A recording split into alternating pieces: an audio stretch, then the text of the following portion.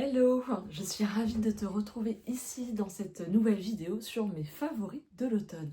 Alors je t'invite à t'installer confortablement avec une boisson chaude et à venir simplement profiter de ce que je vais te partager pour t'inspirer, mais aussi également pour que tu puisses me partager tes favoris de l'automne. Je serais bien curieuse de le savoir en commentaire.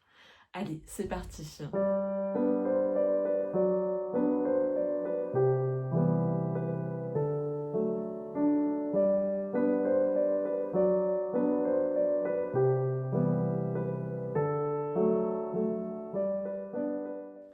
Dans ces favoris, j'ai mis un peu de tout. Tu trouveras de la lecture, des tarots, oracles, bougies, vernis, quoi d'autre? C'est déjà pas mal. Oui, c'est déjà pas mal parce que du coup, c'est vraiment essentiellement ça. Mais avant tout, j'avais mon premier favori que j'avais envie de te partager avant de rentrer dans ces différentes catégories que je viens de te nommer. C'est la fameuse tisane que je prends chaque année au moment de l'automne. Ce n'est autre que le Yogi Tea Pumpkin Shine que j'adore. Je pensais en être rassasiée de l'année dernière et ne pas spécialement en vouloir cette année. Et ben en fait, détrompe-toi, ça n'a pas été le cas. Quand je me suis sentie pleinement dans l'automne, c'est la tisane qui m'accompagne et que j'aime énormément. Elle sent divinement bon. Dedans, tu vas retrouver du coup de la citrouille, du gingembre et de l'orange. Elle est parfaite pour la saison. Enfin, moi, je l'adore. Les Yogi, en plus, ce qui est sympa, c'est que tu as toujours un petit message de sagesse pardon, qui est associé du coup à ton sachet de tisane. Et donc ça, c'est très très chouette. En tout cas, je te la recommande si tu aimes ces différents ingrédients et que tu aimes notamment le pumpkin pour différentes choses en tisane. Elle est très sympa. Pour continuer dans les bonnes odeurs, je vais te parler de mes deux bougies favorites de l'automne. Là aussi, comme la tisane, elles reviennent pour la deuxième année, troisième année même. Pour celle-ci, j'en ai même racheté parce que c'est vraiment les deux qu'on utilise le plus pour l'automne. Ce n'est autre que la Ava Eimei de Stockholm au cinnamon, au roulet de cannelle, ça sera plus simple en français pour moi.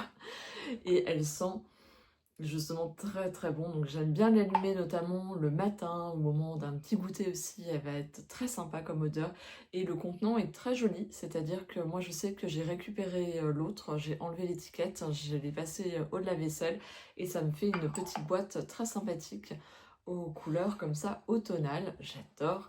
Et l'autre que j'aime beaucoup mettre, et bien évidemment c'est en lien avec la tisane, vu que c'est la Ava Eimei USA Pumpkin Pie, donc qui sent divinement bon. Le pumpkin, j'adore l'odeur. En tout cas, c'est une que je rachète. Elle, pour le coup, ça fait la troisième année que je la rachète. La première année, je l'avais pris en très grand. Et ce format, je le trouve parfait pour mon utilisation. Et donc, elles sont très sympas. Les Ava Eimei, moi, je ne suis pas influenceuse. Donc, ici, désolée, tu n'auras aucun code promo. Pour autant, il y a pas mal d'influenceuses qui ont des codes de promo pour Ava Eimei et pour une autre marque que je te présenterai un peu plus tard.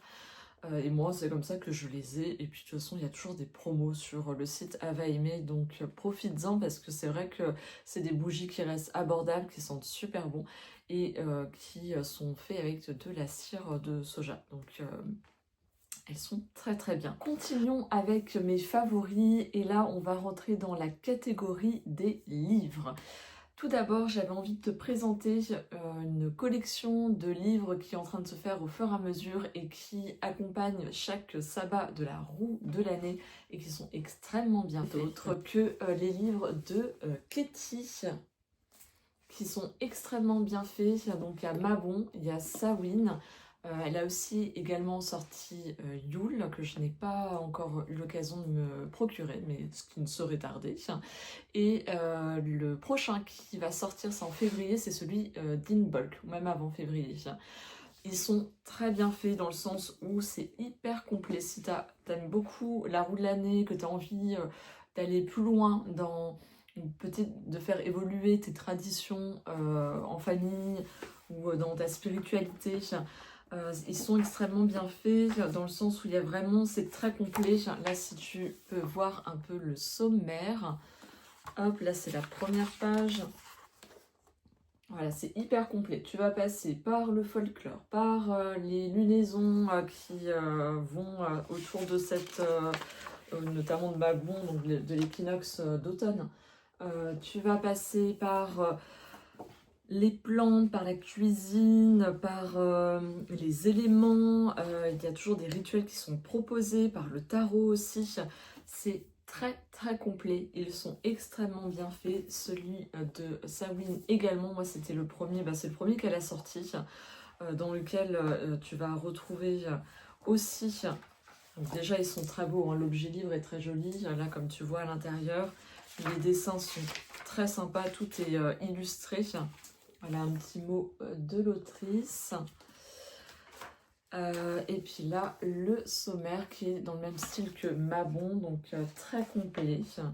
Moi, j'aime bien l'utiliser pour m'inspirer justement dans mes pratiques, pour les faire évoluer, pour aussi par rapport aux propositions que je peux faire de rituels. Voilà, là, hop, propose, tu vois, juste les petites illustrations qui sont mises tout au long du livre. Je t'en cherche d'autres pour que tu puisses te rendre compte. Hop, tu vois, il y a toujours une petite illustration. Ils sont très agréables à feuilleter. Et l'objet livre est très beau. Donc voilà, je sais qu'elle s'est engagée à toutes les faire. C'est un très gros travail, hein, mais vraiment, ils sont agréables à lire. Tu peux aller uniquement vers ce qui t'intéresse aussi. Moi, je sais que je vais piocher, c'est-à-dire que je les ai jamais lus entièrement, mais je vais aller vers ce qui m'attire. Et chaque année, j'y retourne en fait. Je remets mon nez dedans et je vais ce que j'ai envie de peut-être développer, de conscientiser. Donc, je te les recommande. Donc, il reste Yule qui est sorti l'année dernière et du coup In Bulk qui sortira en janvier. Donc, j'imagine que l'année d'après, il y en aura encore d'autres avec les autres fêtes et clairement. Grimoire des Sabbats, une belle collection qui est en train de se faire et j'aime beaucoup l'autrice. Je t'invite à la suivre, elle a une chaîne YouTube, elle a un compte Instagram et elles sont très sympas. Vu que son compagnon est dans le cinéma, il y a vraiment aussi un travail au niveau de l'image et tout dans ses partages qui est hyper agréable. En tout cas, si tu es sensible aussi à l'esthétisme, ça pourra te plaire également. On continue avec les livres. Le prochain, c'est celui-ci, c'est Labyrinthe, le tatouage de la Terre de Stéphanie Lafranc, que j'avais déjà découvert avec Gardienne de la Lune, qui est rangée dans ma bibliothèque, qui est très bien. Ça continue à être un livre repère au niveau des cycles lunaires. Là, on la retrouve avec vraiment ce qui est du labyrinthe dans le sens archétypal, dans le sens universel, dans le sens spirituel et dans le sens du mouvement aussi.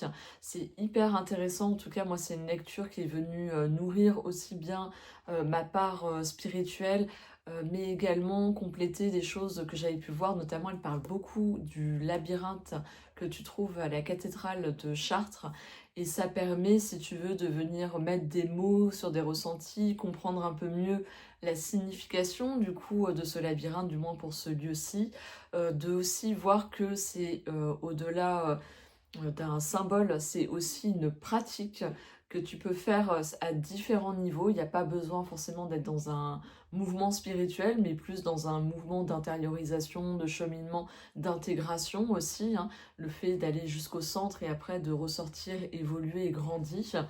Le mouvement est hyper intéressant et il est très bien construit. En plus, il est agréable là aussi parce que tu vas avoir des illustrations comme ça que tu vas retrouver pendant tout le long du livre.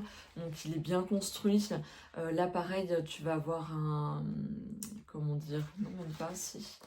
Je suis en train de me dire, est-ce qu'il y a un sommaire? Bien sûr, table des matières, juste ici, là. Voilà.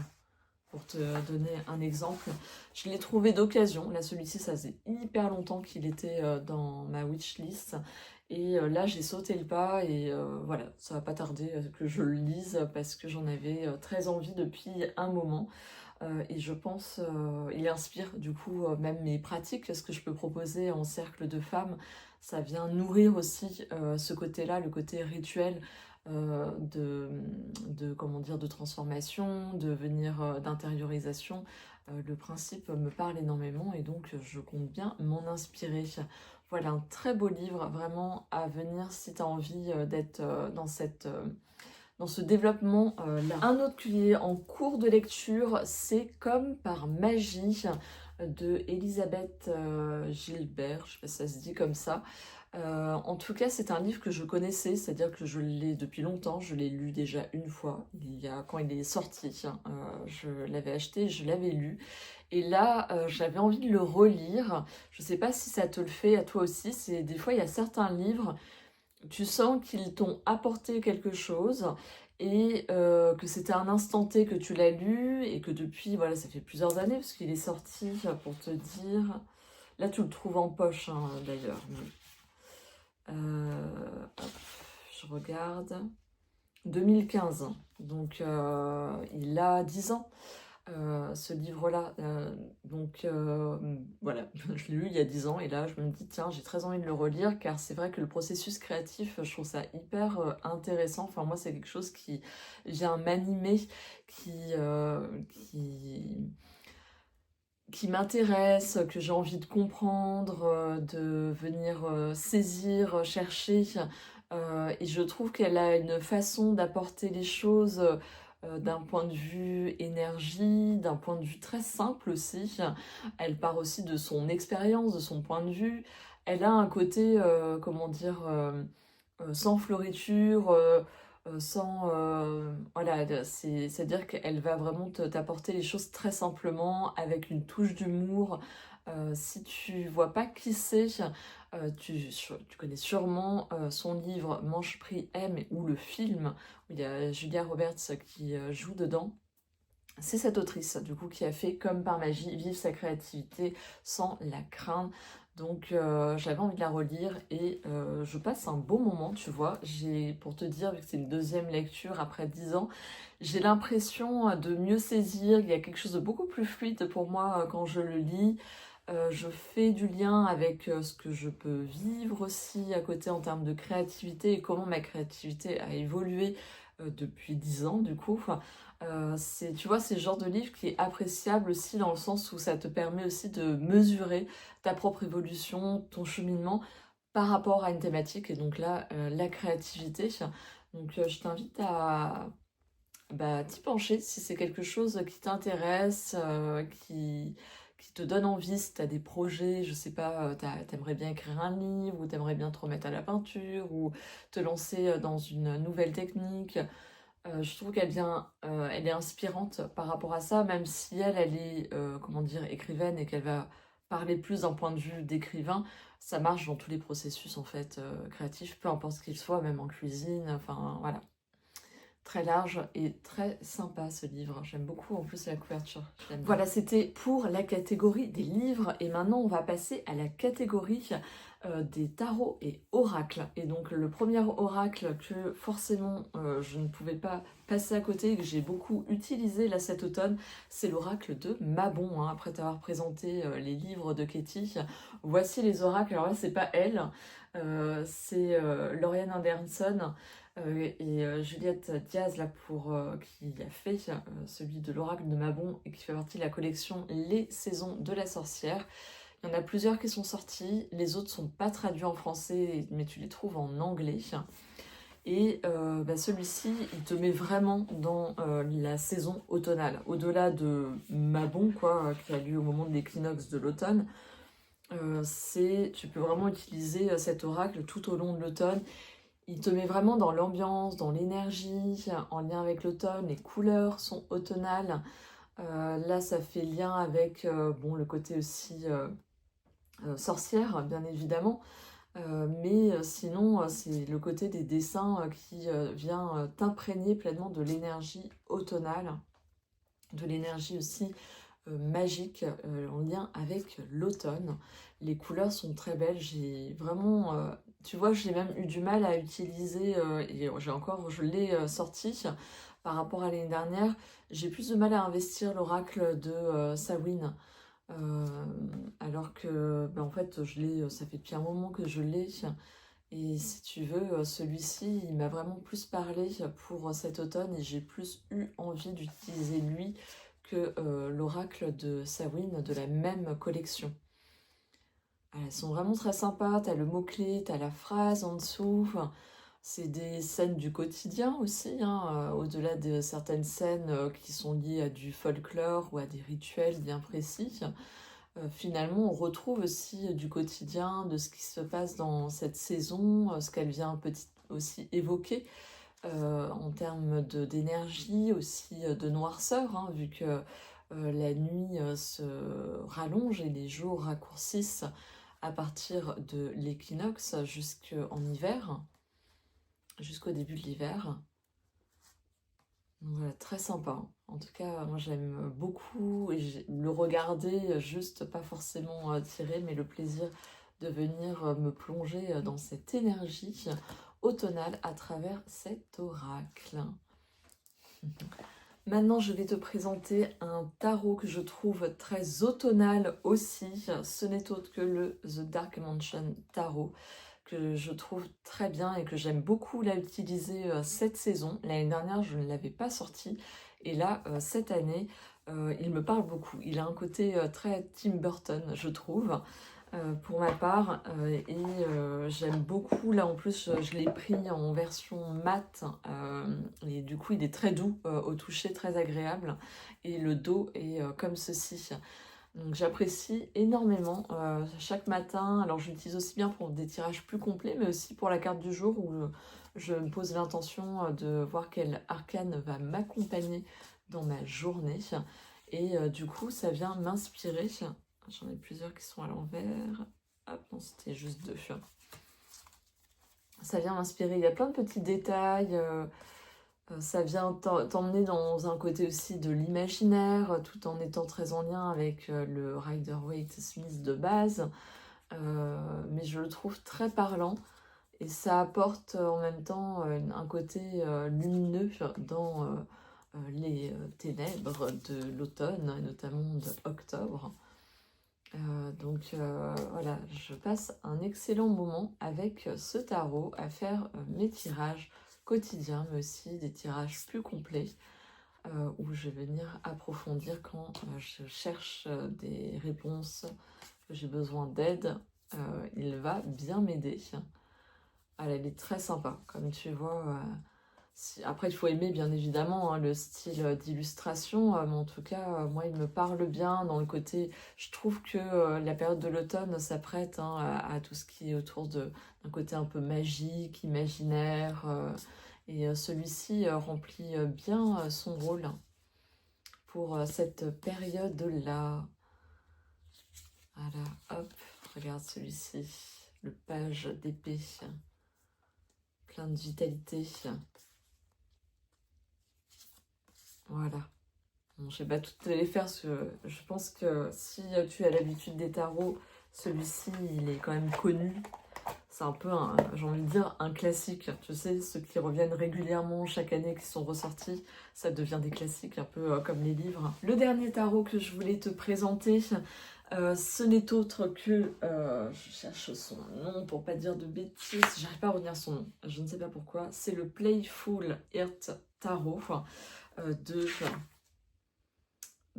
qui a été illustré et écrit par Kitten Shop, c'est son nom d'illustratrice, qui est très sympa. Alors lui, il n'est pas du tout en lien avec la saison de l'automne, c'est plus dans le sens où c'est un jeu que j'utilise énormément en ce moment. Et j'ai envie de dire sans que ça soit en lien avec la saison. C'est vraiment, je vais l'utiliser quand j'ai besoin d'imaginer, de créer quelque chose.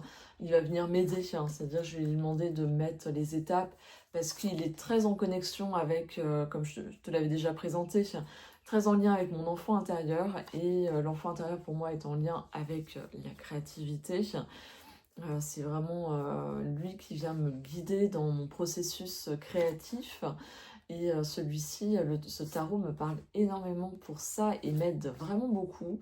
Il y avait des cartes supplémentaires, on va dire plus oracle. Je les ai mélangées avec. Je trouve que ça va très bien ensemble. Et j'ai beaucoup de plaisir à l'utiliser. Il m'aide là plusieurs fois, il m'a aidé, notamment dans les moments où je sens que j'ai un peu moins d'inspiration. Il vient relancer mon processus créatif juste par l'image et tout ce que ça vient exprimer, me dire par rapport à la thématique que je mets en avant. Donc c'est un jeu que j'utilise beaucoup, beaucoup, qui est très sympa. Et que tu vas retrouver, il me semble, au Salon des Arcanes, ou après sur Vinted aussi, il faut chercher quand on ne trouve plus quelque chose, si auquel cas c'en est un qui t'attire. En tout cas, moi, il me parle énormément dans sa vibe, dans ses illustrations, et voilà comment moi je l'utilise. Hein. Comme je te dis, c'est vrai que j'ai plusieurs tarots, donc ils ont souvent une utilité soit pour être plus en lien avec l'énergie de la saison, soit en fonction d'un domaine précis. C'est là où je vais venir les utiliser. Elle est très sympa.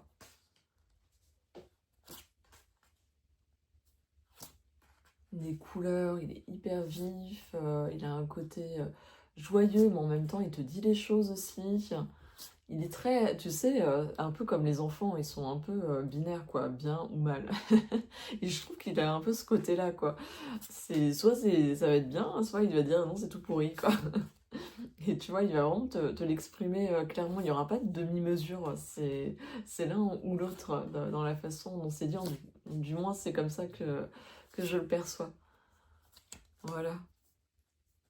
J'aime bien aussi son côté linen en termes de sensations. Je trouve que ça, voilà, ça, pour moi, c'est important. L'aspect des cartes, ça apporte hein, le côté sensoriel hein, aussi hein, quand tu utilises tes cartes.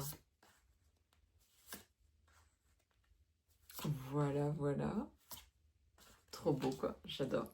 J'ai vraiment un plaisir à regarder. Et j'utilise une super belle pochette, c'est l'atelier du mât qui fait ça, j'aime beaucoup son travail et c'est pas la première fois, je lui ai pris déjà une autre pochette aussi, j'ai 2 tapis de tarot de chez elle et elle fait vraiment des jolies choses qualitatives, là elle est en train de développer aussi pour transporter un livre de poche, des plus grandes pochettes, elle est en train de faire des trucs vraiment très sympas. Tu la trouves sur Etsy, elle est aussi sur Instagram.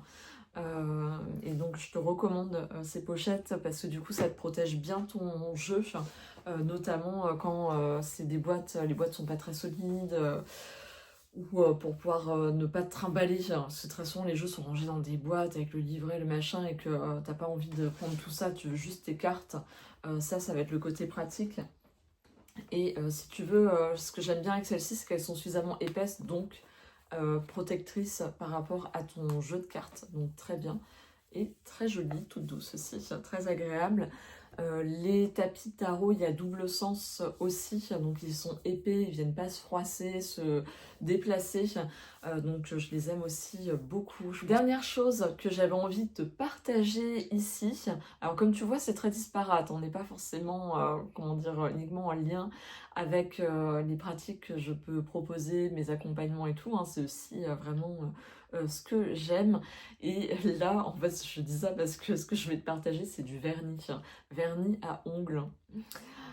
Donc c'est pour ça. Alors si ça a un lien avec le bien-être quelque part, parce qu'en fait je prends plaisir à prendre ce temps-là avec mes mains, à en prendre soin et à venir mettre une couleur. Et là j'avais envie de te partager mes 2 couleurs favorites de cet automne. Ce n'est autre, donc là comme tu vois c'est la marque Manucuriste que j'aime beaucoup et c'est des semi-permanents. Ça me permet vraiment de pouvoir avoir un vernis qui me tient une semaine. Hein. Ça peut rester plus longtemps, c'est juste que moi avec le fait que je suis praticienne en Chin Sang, même si je fais pas ça tous les jours, j'ai besoin d'avoir les ongles qui restent courts. Donc en fait chaque semaine je viens relimer mes ongles, remettre une couleur et ça me permet d'avoir toujours des mains clean aussi, hein, c'est important par rapport à mon travail. Et donc mes couleurs favorites, déjà celle que j'ai c'est celle-ci, c'est là que je dise pas bohème.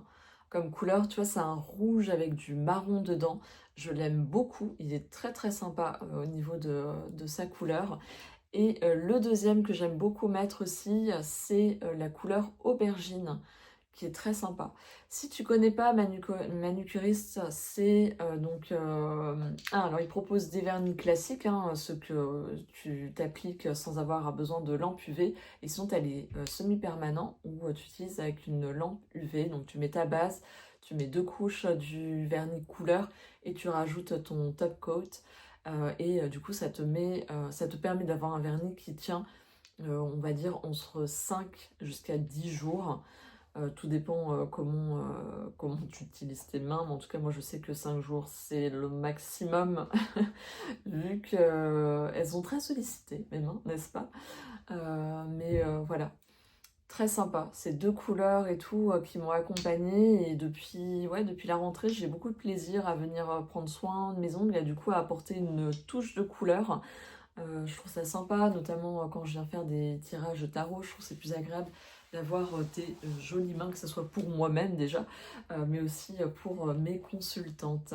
Voilà, c'était mes favoris de l'automne. J'espère que cette vidéo t'aura plu. En tout cas, moi j'ai eu plaisir à la tourner et à te proposer, à te présenter toutes ces choses qui sont venues m'accompagner tout au long de la saison automnale. Je sais qu'elle n'est pas tout à fait finie, mais on va pas se mentir, le mois de décembre, c'est comme si on était déjà en hiver. C'est-à-dire que les fêtes de fin d'année, et puis vu que j'ai des enfants, forcément je suis complètement baignée là-dedans. Et puis c'est quelque chose que j'ai connu petite, donc naturellement que je viens exploiter, explorer, m'amuser avec cette période dans son côté magique, un peu différent, parce que je trouve que l'automne aussi a un côté magique, mais là c'est différent. Et c'est vrai que même si l'hiver ne commence que le 20-21 décembre, moi je suis déjà en fait quasiment en hiver, donc je trouvais ça même, et je pense que je suis pas la seule, c'est pour ça que je trouvais plus cohérent de te proposer mes favoris de l'automne avant qu'on passe en décembre officiellement. Si en parlant de décembre, tu peux toujours t'inscrire pour profiter du calendrier de l'Avent. Je réfléchis, oui, ça sera pile poil. Donc n'hésite pas si tu es intéressé, c'est gratuit ce que je propose. Donc envoie-moi vite un message si tu veux rejoindre la cohorte pour le calendrier de l'Avent numérique que je propose et dans lequel il y aura un tirage au sort pour toutes les personnes qui auront suivi le calendrier de l'Avent zen au féminin pour remporter un soin rituel de l'hiver à réserver pour le mois de janvier pour toi. Voilà, je te laisse sur ces mots. N'hésite pas à mettre en commentaire tes favoris, ce que tu as préféré dans ce que je t'ai présenté, mais également tes favoris à toi que tu as adoré utiliser et avoir à tes côtés pendant tout l'automne. Et également à mettre un pouce tout simplement pour soutenir mes chaînes. Voilà, je te souhaite une douce fin de saison de l'automne et je te dis à très bientôt pour d'autres partages bien-être chez Zen au Féminin. Ciao ciao!